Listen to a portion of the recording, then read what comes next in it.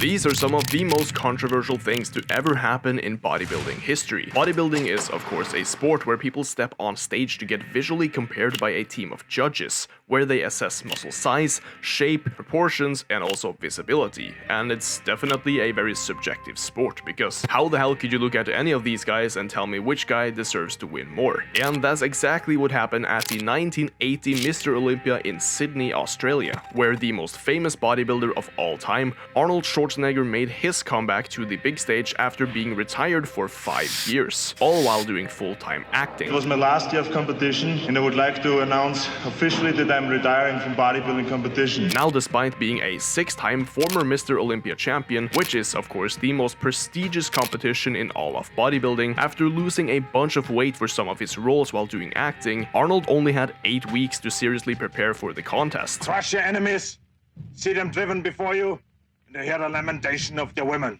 Which definitely showed on his physique, especially his legs, which were severely downsized from earlier appearances, and he looked like a shell of his former self. Arnold came in with arguably the worst shape he had ever been in, prompting outrage amongst competitors like the favorite to win, Mike Menzer, but also Tom Platz and the former champion Frank Zane, who had won the last 3 Olympias. Arnold ended up winning the competition ahead of Chris Dickerson and Frank Zane, while Menzer, who was arguably the best guy on stage from a modern perspective, placed 5th, and Tom Platz as low as 9th, which is part of the reason why the 1980 Mr. Olympia is one of the most debated bodybuilding contests of all time. It's interesting, at the 1980 Olympia, the only people who saw Arnold as the winner were the 7 judges and his closest friend. None of the other competitors saw him as the winner. What's more interesting though is that many competitors claim that Arnold only won the competition because he was a promoter of the Mr. Olympia 4 years prior, claiming the competition was simply corrupt and all about the money, which many people, including myself, believe to this day. Mike Menzer would actually never ever compete again at the Mr. Olympia for that exact reason, claiming he would simply never win with such a corrupt judging panel and system. In some ways, I'm glad the 80 Olympia turned out the way it did. It brought into clear focus for me really what the political establishment in bodybuilding is really all about. It didn't exactly help that just 1 year later, Arnold's best friend Franco Columbu would end up winning the competition in arguably worse shape than Arnold, after just rehabilitating from a massive leg injury with severe gynecomastia. And this was such a controversial decision that many bodybuilders actually boycotted the Olympia, and the contest was not even aired on TV. The 1981 Mr. Olympia was actually so poorly judged that most competitors left the stage without their awards, and the only guy who actually congratulated the winner was Mr. Tom Platz himself. But that's nothing compared to what happened in 1997, where British Dorian Yates won his 6th Mr. Olympia ahead of German-born Yugoslavian Nasser El Sombati. He was just there, that hard stature of a man that you wanted to say, wow, you know what, this guy is so hard, it's like a rock.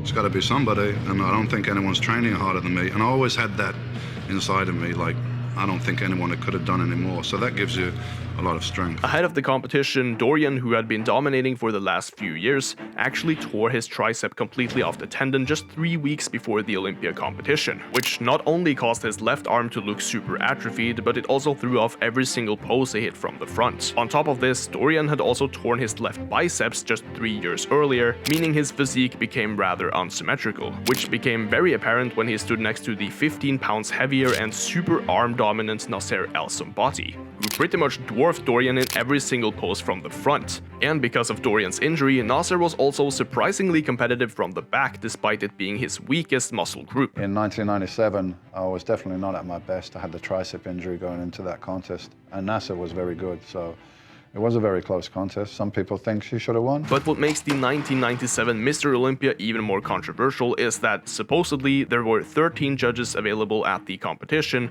but only the results from 7 of those judges actually came through, while the remaining 6 supposedly all had Nasser winning over Dorian, but they were not counted because of the Olympia agenda that the winner had to be a native English speaker to represent the sport well. Although none of this was ever really confirmed, it could definitely make sense when looking at the pictures from that show, which in my own subjective opinion, clearly sees Nasser winning over Dorian in almost every single pose. But even the 1997 Mr. O would get overshadowed by what happened in 2004, with German bodybuilder Markus Rühl, who was known for being the biggest guy on the Olympia stage. How do you go from 62 kilos to 150? Seriously, I can't tell you. This was just one of two Mr. Olympias where the judges introduced an additional scoring system, being the challenge round, where each bodybuilder got to choose which pose to hit next to one other bodybuilder, and whoever won the most rounds could improve on his placing, and that would determine the top 6. The stage was absolutely stacked that year with guys like Ronnie Coleman, Jay Cutler, and Dexter Jackson, but perhaps more notably Markus Rühl, who was in tremendous shape while weighing close to 300 pounds on stage. And during the challenge round, Rühl would seemingly dominate every single pose, although the judges would disagree, placing him behind guys like Jay Cutler and Ronnie Coleman in poses where Rühl seemed to absolutely dominate, leaving him with only 10 total points,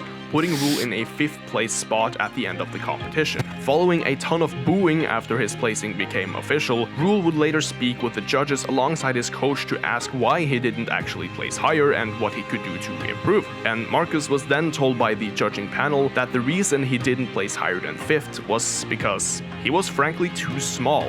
What?